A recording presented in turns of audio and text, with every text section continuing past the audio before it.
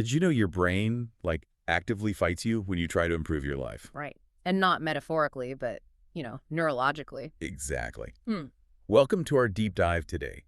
We're getting into this deeply reflective piece by Karrie Massotti, and our mission here is really unpacking what it actually looks like to break deeply ingrained habits in real life. Yeah, which is so relevant. It is, because, Yeah. especially when you hit that 40-plus season of life, there is this intense, almost undeniable desire to just stop repeating old cycles and actually follow through. Oh, totally. You're just so ready to be done with the loop. Right.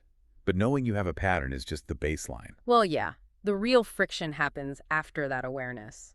I always think of it like we tend to visualize habit breaking as forging a brand new path through a dense jungle with a machete. Ugh, yes. Exhausting. Right. Compared to just driving down the paved highway of our old habits. The highway is fast, it's effortless, but it leads to the wrong destination. To the exact wrong destination. Exactly. So cutting through the jungle requires active, deliberate work. Which is why I love how Carrie explained what breaking the pattern actually looks like.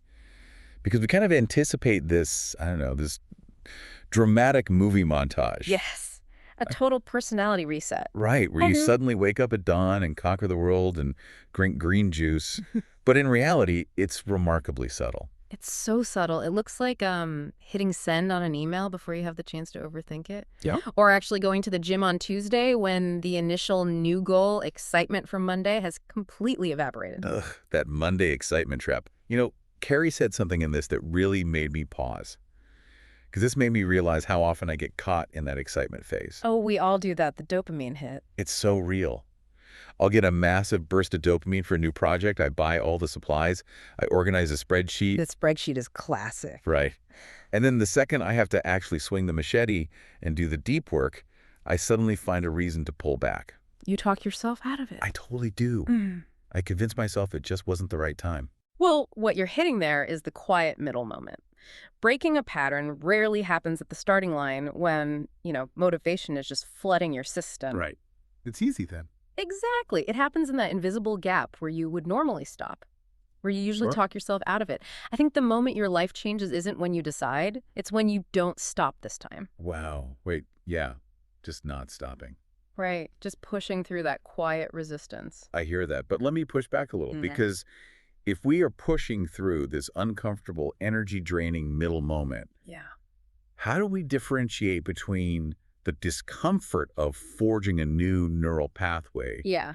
and, look, a legitimate gut instinct telling us a decision is genuinely a bad idea? Oh, that is such a crucial distinction. Intuitive warnings, they usually come with clarity, like a sharp sense of danger or a clear misalignment with your value. Okay, that makes sense. But the discomfort of habit breaking is entirely different. It's more of a heavy, sluggish resistance. Like wading through mud. Yes, it's literally your nervous system throwing a tantrum simply because it's being forced off autopilot.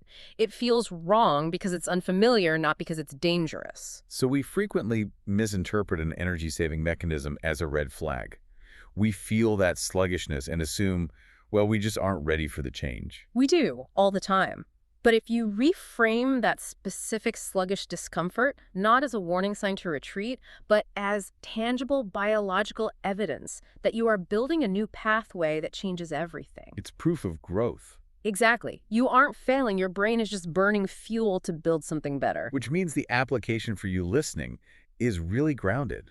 Next time you feel that familiar urge to pull back when your brain tries to steer you back to the paved highway, Just pause. yeah, just pause. Ask yourself, what would different look like right here? And just take one tiny action. Because if our brains are wired to conserve energy by automating our past, then creating a new future is entirely dependent on our willingness to be cognitively exhausted in the present.